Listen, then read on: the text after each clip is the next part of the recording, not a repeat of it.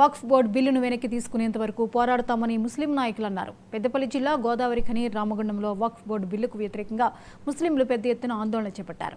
ర్యాలీకి అనుమతి లేదంటూ పోలీసులు అడ్డుకోవడంతో పోలీసులకు ముస్లింలకు మధ్య కొంతసేపు వాగ్వివాదం చోటు చేసుకుంది. ర్యాలీ నిర్వహించిన అనంతరం రామగుండం తహసీల్దార్కు మున్సిపల్ అధికారులకు వినతి పత్రాలు ఇచ్చినట్లు నాయకులు తెలిపారు.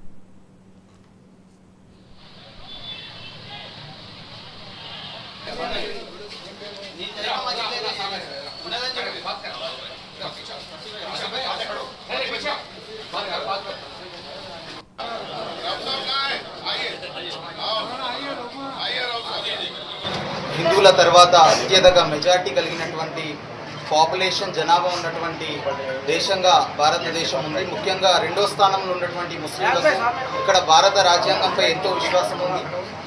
కానీ భారతదేశ ప్రభుత్వం భారత రాజ్యాంగానికి వ్యతిరేకంగా ఆర్టికల్ 26కి వ్యతిరేకంగా మత స్వేచ్ఛకు భంగం కలిగిస్తూ మరి యొక్క వక్ఫ్ అమెండ్మెంట్ రూపొందించడం జరిగింది.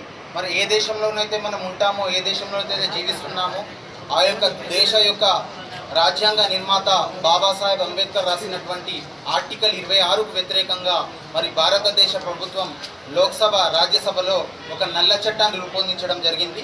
ఈ చట్టానికి వ్యతిరేకంగా కేవలం ముస్లింలే కాదు, ఎస్సీ, ఎస్టీ, బీసీ బహుజనులు కూడా ఎవరైతే బాబాసాహెబ్ అంబేద్కర్ రాసినటువంటి రాజ్యాంగం మీద విశ్వాసం ఉంచుతారో వారు కూడా ఈ యొక్క చట్టానికి వ్యతిరేకంగా, ఈ బిల్లుకి వ్యతిరేకంగా పార్లమెంటులో 12 గంటలు జరిగినటువంటి డిస్కషన్లో కూడా పాల్గొన్నారు.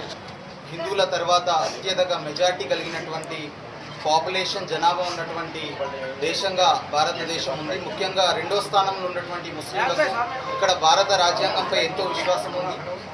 కానీ భారతదేశ ప్రభుత్వం భారత రాజ్యాంగానికి వ్యతిరేకంగా ఆర్టికల్ 26కి వ్యతిరేకంగా మత స్వేచ్ఛకు భంగం కలిగి